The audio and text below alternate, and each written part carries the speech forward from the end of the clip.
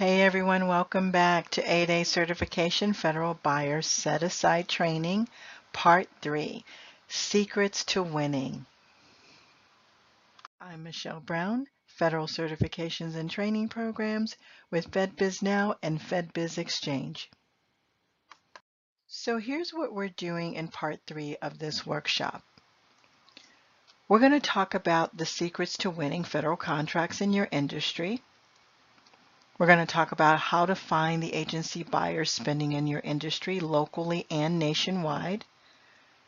We're going to talk about how to find upcoming future contracts with agency buyers, their contact information, and how to stay on top of all of those opportunities coming up down the road, like 30 days out, 60 days out, even 180 days out, maybe even the next quarter. We're going to talk about where to find the right set-aside contracts to bid. Now, realize in this part of the training, in this recorded session, all I do is discuss these areas with you, but you're also going to get step-by-step videos for you to take action, one at a time, to make sure that you get these things done just as I've discussed them with you in the last 3 videos. So what does it take and what's the secret? The secret is your codes. You know, whenever people talk about secrets, we can't wait to hear, but it's usually something very simple. It's never the silver bullet that you think it is. Although I kind of think of this as a silver bullet, but it's something very basic. It's something that you know about, but you only know a portion of it. So it's about your codes. And in the live session, I talk to you a lot about your codes because the codes are the key. So you need to understand what your true codes are, and you'll get to understand what I mean by that. The federal buyers are often using different codes than what you're using. I know it doesn't sound good, but they do. You're taught to use the codes that are in the system, that when you set up SAM, it asks you to identify the codes that identify what you do.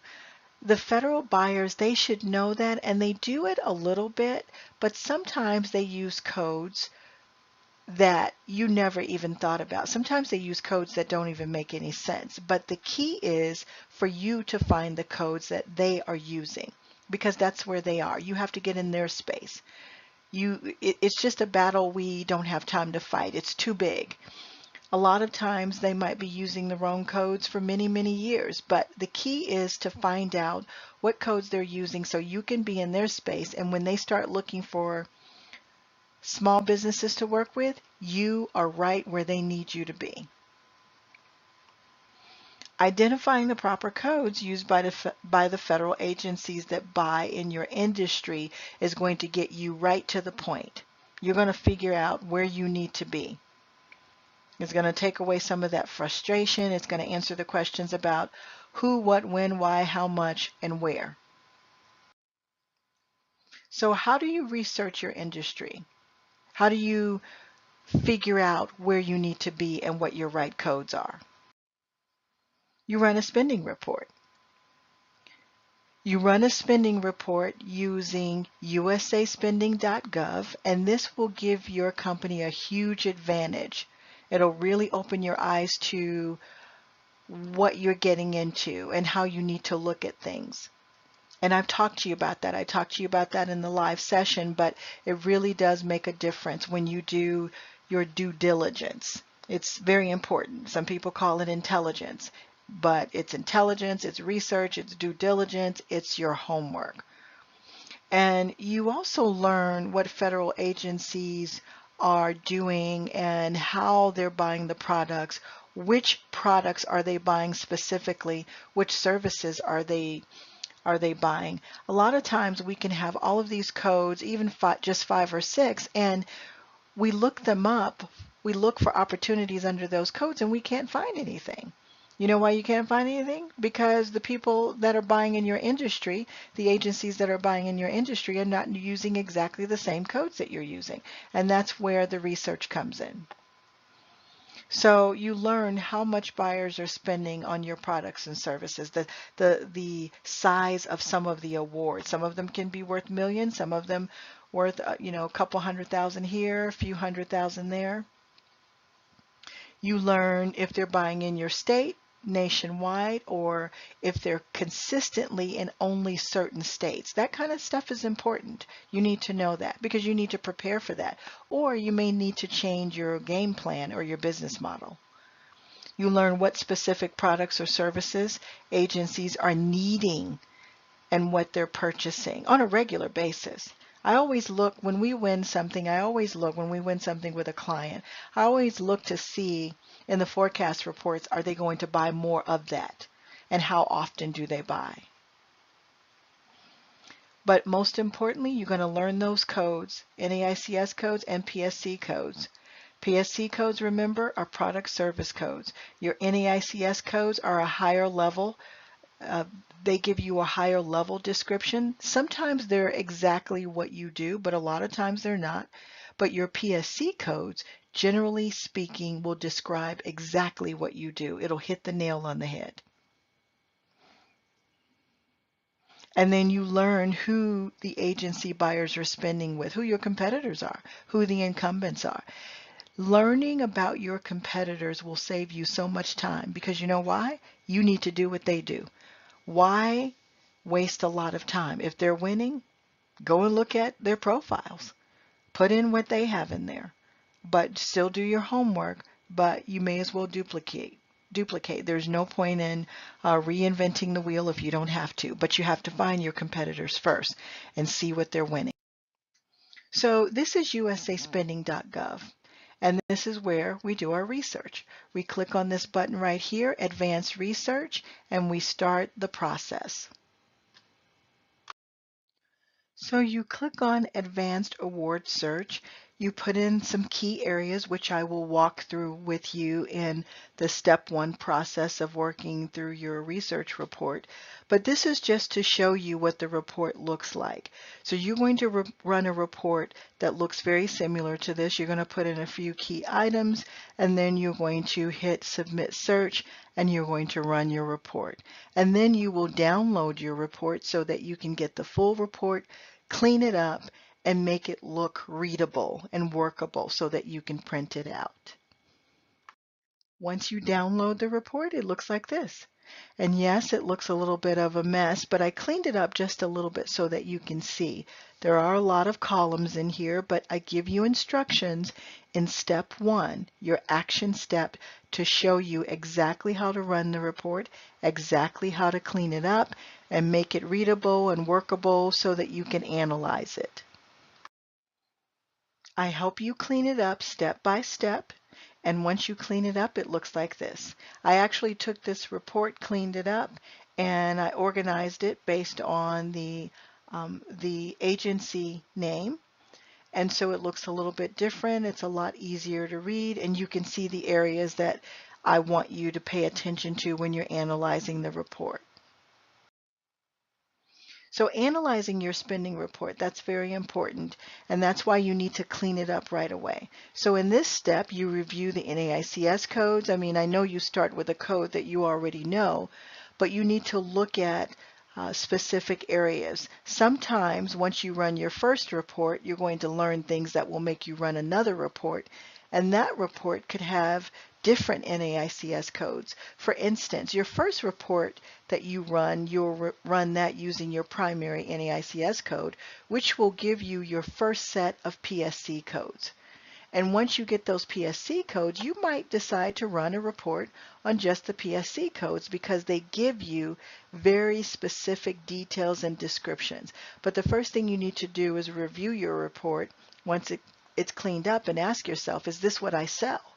And if there's any rows or columns that don't show what you sell, skip them, get rid of them. You only keep what makes sense to you. So if you have a bunch of stuff on there that doesn't work for you, or it doesn't go along with what you sell, just delete it. Delete the not the column, but delete the row so that you can narrow it down to what works for you and your business and your company. And then number 2, take notice of the codes that you haven't used or do not use. And I give you a form to use to write down these details because you won't remember all of this. And number 3, document the codes that clearly describe your products and services. Use the document that I give you to document new codes and keywords. You will use those keywords in your profile description. And those keywords are important because you want to use the keywords that the buyers are using. You put those keywords in your small business dynamic search. Your small business dynamic search, you can get to that through your SAM. So when you add the PSC codes to your SAM, or you add some additional NAICS codes to your SAM, then it'll automatically update your small business dynamic search, and it'll ask you if you want to go over to the other side in your small business dynamic search and update it. And a lot of people don't even realize they can update that information. Number 5, update your NAICS codes and your PSC codes that you write down on your report, update SAM and your small business dynamic search. I just moved on to that. So in your SAM, you'll add the new codes. You will also, if you don't have them already, add some PSC codes. Add all of the ones that you find because those are the ones that the buyers are using. Your keywords, you won't add those in SAM, but you can add those in your small business dynamic search. If you are a WOSB, an EDWOSB, you must include your WOSB codes in your SAM. Because what if you get an opportunity where they want to set aside for WOSB or EDWOSB? Make sure your WOSB codes are in your SAM profile. Otherwise, you could lose a contracting opportunity that way. Number 2, add every new code for your service or product that was discovered in your spending report, in your research, especially if it's applicable and if you want to sell it to the government. Add every PSC code for your service or product that was discovered in your spending report, if it's applicable. Update your small business dynamic profile with additional codes and descriptions, mostly just the descriptions, because the codes will automatically update through SAM.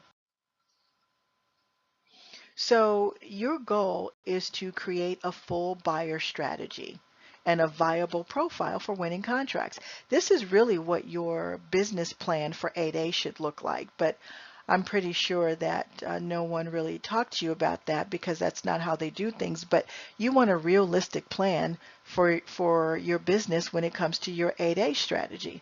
And this way, if you do all these things, you update your SAM and your small business dynamic search, when federal buyers are looking for you, they'll find you in their backyard, in their arena, with their codes that they use and their descriptions.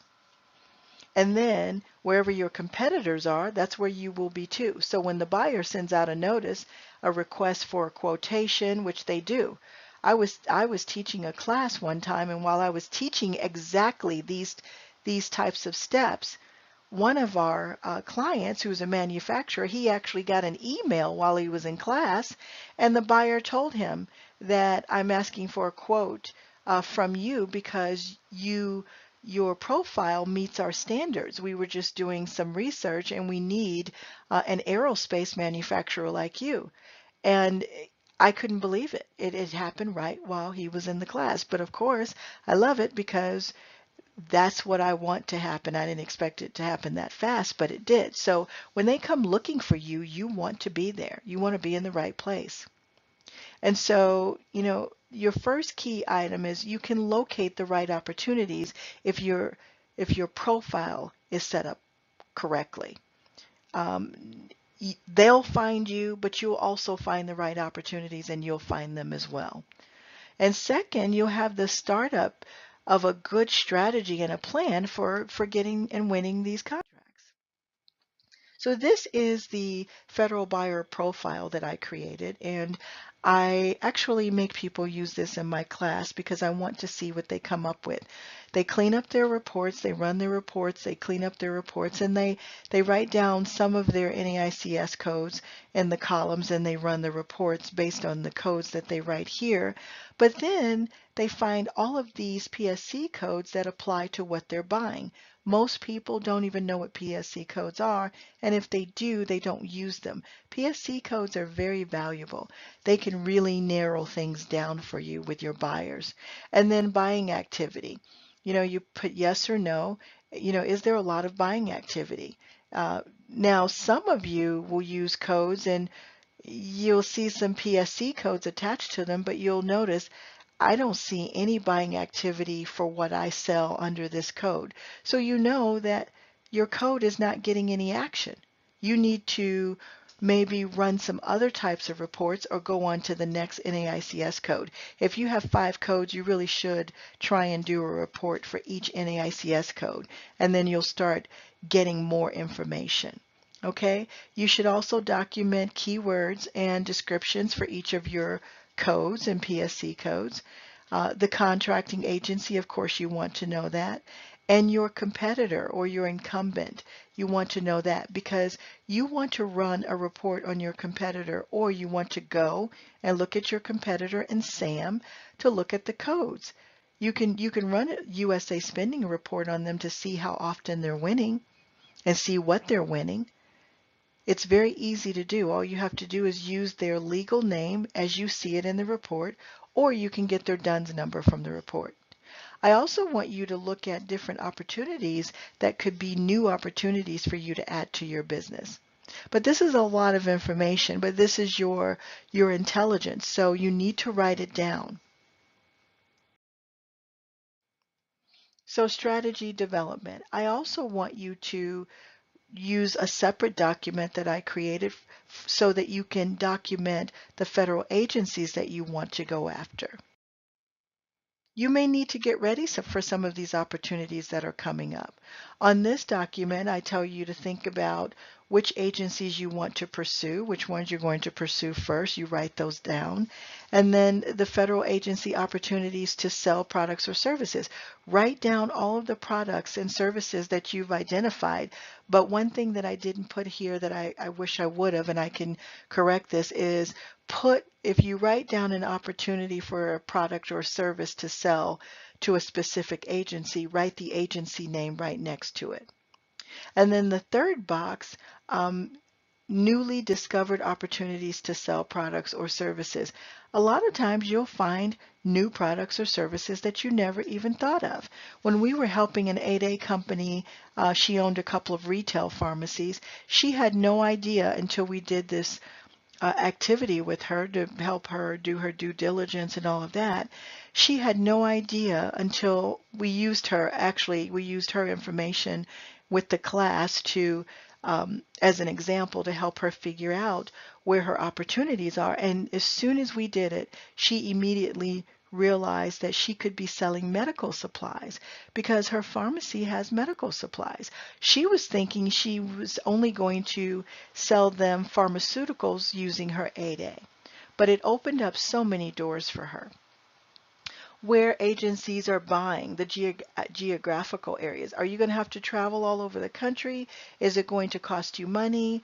Do you need resources? Do you need backup financing? What do you need? And then there are a couple of other questions down at the bottom, but I need you to think this through because the more you think it through, the better you will feel and the more confident you'll feel because you're going to feel like you know what you're doing. The people that went through a 4-week class with me, 1 class a week, we took all of this information, broke it down step by step, and like I told you guys, or maybe this was another class, out of 20 people in that class that went through the 4-week program, 7 of them are now winning contracts. It just means that, some people will still take it seriously and they'll get it done, but not everybody will do what you teach them to do. So it's up to you. You're in charge of your success. And all you need to be is hungry and motivated. Just be hungry. If you're hungry, you will figure this out. You'll take what I'm teaching you and you will start winning. You'll learn some things that maybe I hadn't even thought about. Now, where do you find opportunities after you do your research? Now, I realize this is moving right along, but remember, after you listen to this, you can go right to step one and do your homework. I walk you through step one, step by step, and teach you how to clean up the report, teach you how to analyze it, and then you can move on to step two. So I've broken everything down for you. But now we need to talk about, where do you find these opportunities? Well, FBO.gov is one of the places you're going to find the opportunities. And just for the record, I ran a report just to see how many 8As were out there. Not a lot to me within the last 30 days. It is fourth quarter, but the buyers have a tendency to spend a lot of money in the fourth quarter that they're trying to get rid of, but I don't see that with the 8As. And some of that is because your BOSs are not encouraging the contracting officers to set aside more. This is a community effort. Your district office and your BOS should be helping you guys with this. I know they're not, but they should be. So we only have about 145 that are out there right now to date. I just ran this report yesterday. So, you can't live off of 8A. You can if you get a $4 million one for a minute, but I don't want you to be one of those 8As that all you know how to do is 8A. And then you graduate and you don't know how to get more contracts. You cannot live like that. If you become a 13 million or a 40 million or a $30 million company, you want to stay that way. The way that you stay that way is you learn how to play the game in the market, in the general arena, not just under 8A. You can't sit around waiting for them to give you $4 million contracts every year. What if you knew how to do this and you get 16 million a year? You get two $4 million contracts or three. So you need to think about that. That's how you want it to be, but you need to learn that across the board as a small business. Being a small business is a very, very powerful tool in this arena, in the federal contracting arena. Pre-solicitations. I ran this for pre-solicitations. Pre-solicitations, I know you don't know what that is, but if you attend the solicitation training next week, I'll talk to you a little bit more about that. Pre-solicitations give you a heads up. They're a lot like forecast reports. You can look at a forecast report and see that a solicitation is coming out in the fourth quarter. Well, before the solicitation comes out, a pre-solicitation comes out to get you ready and to notify you that in 30 days this solicitation will be posted. So you almost have, 45 days in most cases to get it together. Do your research, find out who has the contract, find out, ask questions. This is a good time to ask questions of the contracting officer. And you don't ask a lot of questions that are ridiculous or silly. And I no question is a dumb question, but make sure that you ask very specific questions. If you have a question that you're really confused about, call a small business specialist or a procurement specialist, because sometimes the contracting officers, they're not going to help you with all of that detail. They figure if you're in this arena, you should know some of that. It's not fair, but that's how they treat you. And no question is a stupid question, but when I say don't ask ridiculous questions, I just mean word it very carefully. Don't be wordy. Get straight to the point. Put your title in the subject line and make it very clear, and maybe one sentence or paragraph, and go from there. Let them know that you're interested, send them a capability statement, but ask the question. Fed Connect is another source. There are a lot of opportunities in Fed Connect as well. A lot of the contracting officers like Fed Connect. So this is one of the ones that we will go over as well. So next week when we have the free bidding, the solicitation training, I'll review these with you. Okay? So don't be nervous about trying to figure all of this out, but I need you to know this is one of the steps that you will take. But you can't get here and make this process effective until you do your homework, so that when you're using any of these bidding systems, you're getting the right bids. You can't get the right bids if you haven't done your homework and you are not sure that you have the right NAICS codes and PSC codes and keywords and descriptions. This is your forecast reports. That's part of the process too. That's part of your research. So once you've done your research with the USA spending and you know your codes and you know what agencies you want to work with, you're going to go back to the worksheet that I gave you and you're going to find the procurement forecast for each of the agencies that you'd like to work with. And you know why you're going to do that? Because you're going to be ahead of the game. You need to be ahead of the game. You need to know what's coming out before it comes out. And then you can also make contact with some of the contracting officers.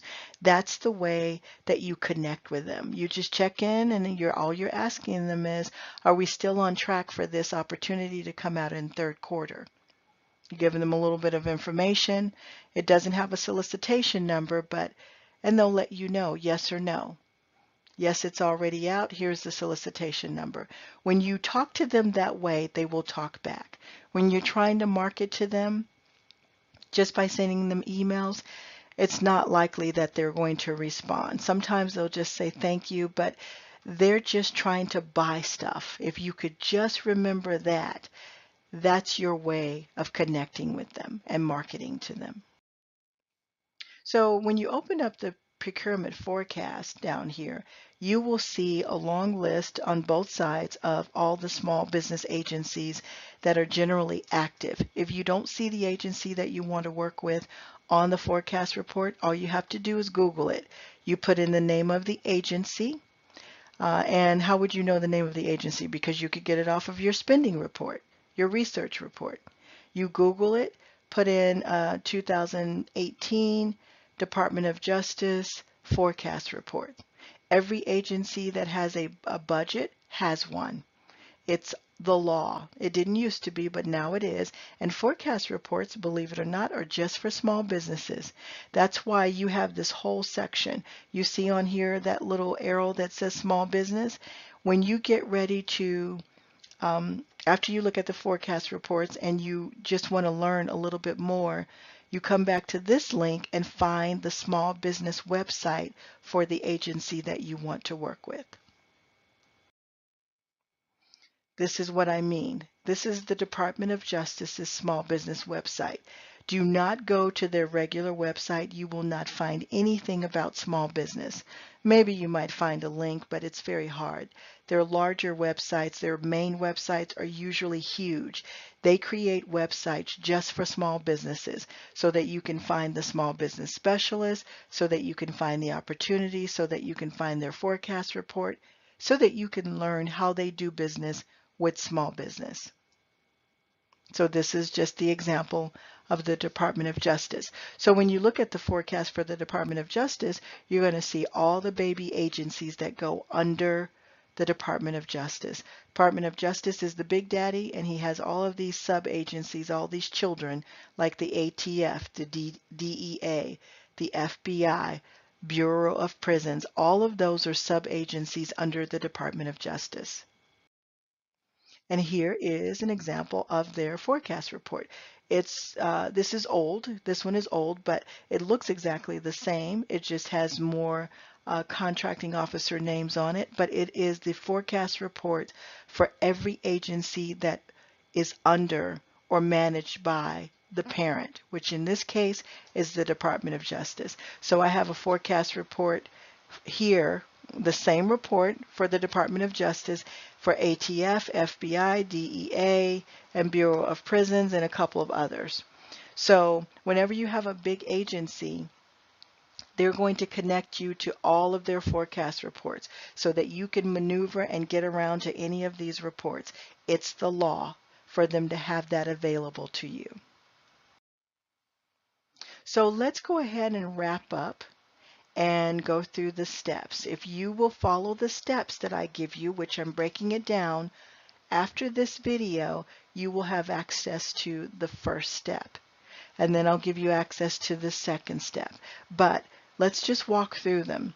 So here are the steps you'll use to create a comprehensive government contracting strategy for the federal government. You're going to use your USA spending reports to identify your buyers, their codes, and your competitors.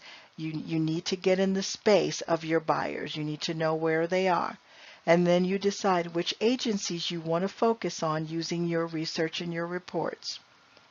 And then you research your target agencies and their websites and their forecast reports.